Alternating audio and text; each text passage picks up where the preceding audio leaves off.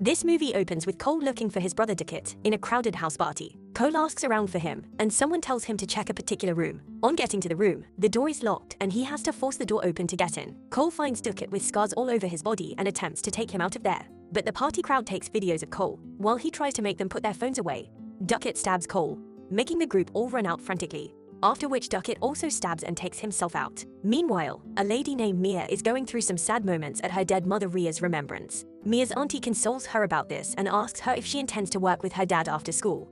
But Mia only chuckles at this. Later that night, while Mia is doing the dishes, her dad Max asks her how the day was for her, to which she replies saying it was fine. Mia receives a call from Jade's brother Riley asking her to come and pick him up. Jade happens to be Mia's best friend. While Riley waits for Mia at the roadside with his friend tries to lure him into taking some cigarettes, but he refuses. Just right after, Mia pulls up in her car and picks Riley up. She asks Riley's friend if he would like to join them, but he says his mom is coming to pick him up soon. On their way home, while they sing loudly and terribly, Mia slows down her driving when she sees an injured kangaroo on the road. Mia comes out of the car to see it properly, and Riley suggests that they call a vet or they should take it out of its misery. She gets back into the car and attempts to drive over it, but she cannot bring herself to do it, so she drives away. Mia and Riley get home to find Jade, who is supposed to pick up Riley, so engrossed in her phone. Jade apologizes to Riley and tells him that she had him on mute, but Riley insists that he will report her to their mom. Mia takes Jade's dog Cookie out and tells Jade about the dying kangaroo she saw on the road. She then asks Jade if she's been seeing the hallucination videos of a party on the group chat she invited her to, and suggests that they go to the party to see if the videos are true.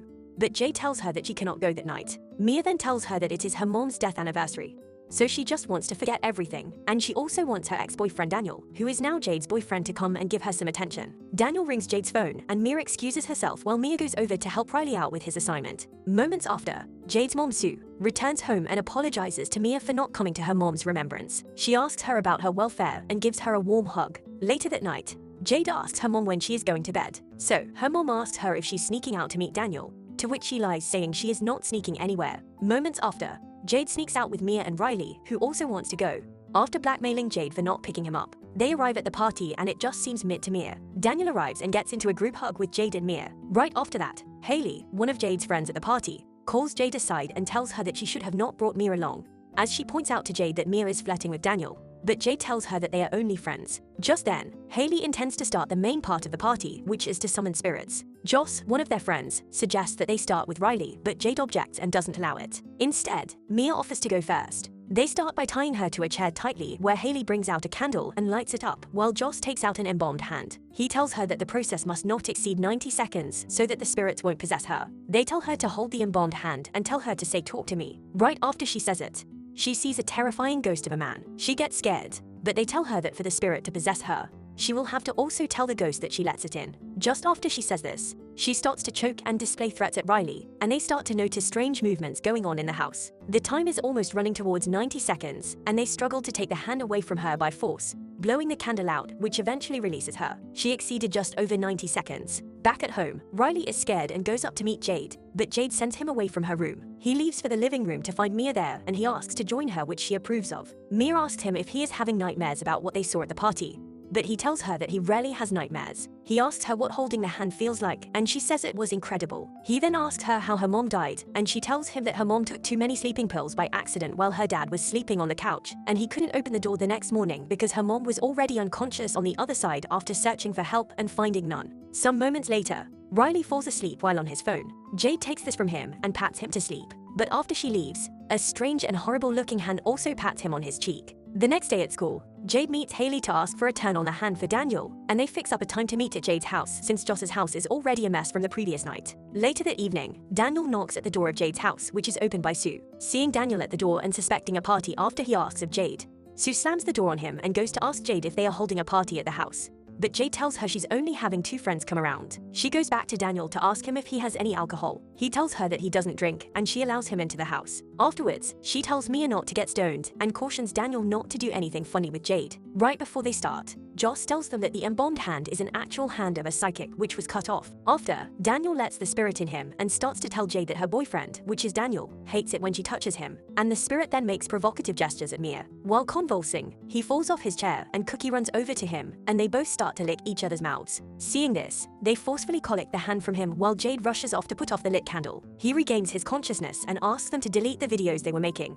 but leaves when they do not answer him. After this, they all take turns aside from Riley and his friend while they all enjoy the euphoria of the possession. After some time, they intend to stop and go home, but Riley asks for a shot at the hand and Jade restrains him from doing so because he is not old enough for it. Mia pleads for him and tells Jade that they will reduce his possession time to 50 seconds. Jade angrily leaves the room after seeing that they are all in support of Riley. Not long after, they succumb to Riley taking a shot at this. Riley lets the ghost in and Mia realizes that he is possessed by Rhea, Mia's mom. Rhea starts to talk to Mia through Riley telling her that she is sorry and never wanted to hurt her. The time reaches 50 seconds, but Mia pleads with them to leave it so that she can communicate with Rhea. Rhea tells her how proud she is of her and how much she loves her. Suddenly, having maxed the time limit, Riley starts to violently hit his head on the table and attempts to pluck out his own eyes. He reacts violently when they try to get the hand away from his hand. Hearing the shouts, Jade comes in just in time to save Riley from taking a final smash of his head on the table. They call an ambulance to take Riley, who is already badly injured, to the hospital. Mia, who is in shock, starts to see a reflection in the mirror. Jade calls her mom to inform her of the incident while the cops question the rest of the group on what happened. Later that night, Mia gets home to meet Max, who asks her to be honest about what happened. She replies saying he himself has not been honest about what happened to his mom, and she leaves for her room while she locks herself in and takes out the embalmed hand from her bag. Later that night, Mia comes to the hospital to see Riley, but Jade and Sue restrain her from going near him, mainly because Sue thinks that Mia gave Riley some drugs to use. Right after, Mia sees a reflection of Rhea's ghost in the glass door and follows the path the ghost went to, but doesn't get to see her even though she can hear her voice and see her movements. Daniel sees her in a frightened state and offers to drive her home. While driving home, Daniel tells Mia that he can't go home because his parents think he is at his cousin's, so she offers to let him stay in her house and he reluctantly agrees. Meanwhile, at the hospital, Sue is visibly cross with Jade for letting this happen to Riley. Later that night, while they fall asleep, Mia dreams about Rhea's death and sees the scenes like it was real. She wakes up abruptly and her mind plays tricks on her as she sees a ghost crawl in and starts to suck Daniel's feet. She calls out to Daniel loudly, but he does not flinch a bit. Suddenly, after her continuous shouts, Daniel wakes up to see Mia sucking his feet aggressively and gets pissed at this and leaves the room angrily. Only after this did Mia realize what just happened and she regrets it. She's a rabid foot fetish lover. Later on, she brings out the embalmed hand and summons Rhea. Rhea appears and Mia asks her if she killed herself, to which Rhea says no, and that she will never want to leave her. Rhea then tells Mia that Riley needs help. At the hospital, while Sue and Jade take care of Riley in the bathroom, Sue receives a call from Jade's father and leaves Jade with Riley. Suddenly, Riley starts to get violent and continuously hits his head on the wall tiles, injuring himself further. Sue comes in and calls for help immediately. A while after, the group including Mia meet. Jade tells them about Riley's recent occurrences where he has been trying to kill himself. Joss then tells them that he thinks the spirits want to have Riley forever, saying that the guy who gave Duckett the hand told him that if a person dies while they are in one, they are going to have him forever. So, Mia asks them if they have been seeing stuff. They do not understand what she means, and she tells them that she has been seeing her mom. Then, Haley remembers that Cole says the spirits could imitate anyone after he was stabbed by Duckett. So, Mia asks if they can get to see Cole. Afterwards, they go to see Cole, who jumps into a bus not wanting to talk to them. Mia follows him, and the others follow her. On the bus, she gets into a conversation with Cole and tells him that she knows how he feels to lose someone close. Jade then tells Cole that her brother is in the hospital over this, but Cole tells them that they should give it time as the spirits will get weaker the longer they stay. Jade retorts saying they are killing him, and he shrugs while telling Just that it is high time he stopped destroying people's lives. Jade angrily leaves the bus, and they all follow her. Jade then starts to blame Mia for allowing the possession to take more than 90 seconds, accuses her of sleeping with Daniel, and that she regrets allowing Mia into her family. Mia then suggests that they summon a spirit with Riley again and blow out the candle this time since they are not sure they blew it out the last time. They all agree to this and go to the hospital to try it on Riley. After trying this on Riley 2 times, it doesn't have any effect on him. Mia then suggests using the embalmed hand to speak to Riley in case his spirit is disconnected from his body and his spirit is in limbo. So, Mia summons a spirit with the hand and asks where Riley is. The spirit lets her in and shows her where Riley is being hurt by spirits. While she leaves for home, she meets Max, who reads her a suicide note from her mom to them, being emotional about this, and while he hugs her, Rhea's ghost tells her that Max is lying, so she leaves for her room. While in her room, Mia hears Max call out to her, but Rhea tells her that it is not Max calling out to her. He reaches her door and bangs violently at it. The figure forces itself in and it appears to be a spirit imitating Max. This spirit charges violently at Mia and tries to take her out.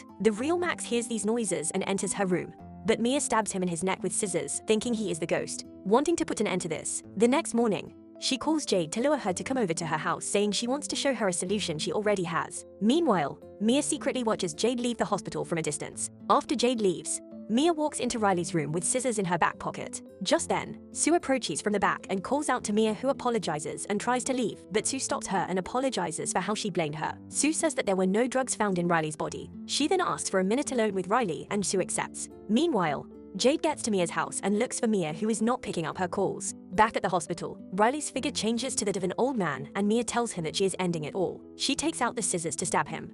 But just then, she sees Riley blinking his eyes and she loses the courage to stab him. Right then, she looks towards the highway and decides what to do. Back in Mia's house, Jade sees Max already stabbed and quickly rings her mom about Max needing an ambulance. After being aware that Mia is also at the hospital, she tells Sue to beware of Mia around Riley. This makes Sue hurriedly enter Riley's room and doesn't find any of them, so she raises an alarm. Jade rushes back to the hospital, and just before she enters the hospital, she finds Mia wheeling Riley down to the highway. Mia stops just before the oncoming traffic and Ria's ghost tells her that she is doing the right thing by wanting to push Riley into traffic. Hearing this, Mia steps away from the wheelchair and an accident occurs on the highway. Mia lies on the road badly injured while Jade holds Riley, unhurt, at the roadside. Mia suddenly finds herself in the hospital, and she finds Riley fully recovered with his family. She calls out to people but no one responds to her. She notices that she has no reflection in a mirror and her fingers are badly shaped. Suddenly, darkness engulfs her as she sees her dad leaving the hospital in an elevator. She calls out to him but he does not respond either. Moments later, she is drawn to a tiny light coming from a candle and someone summoning her,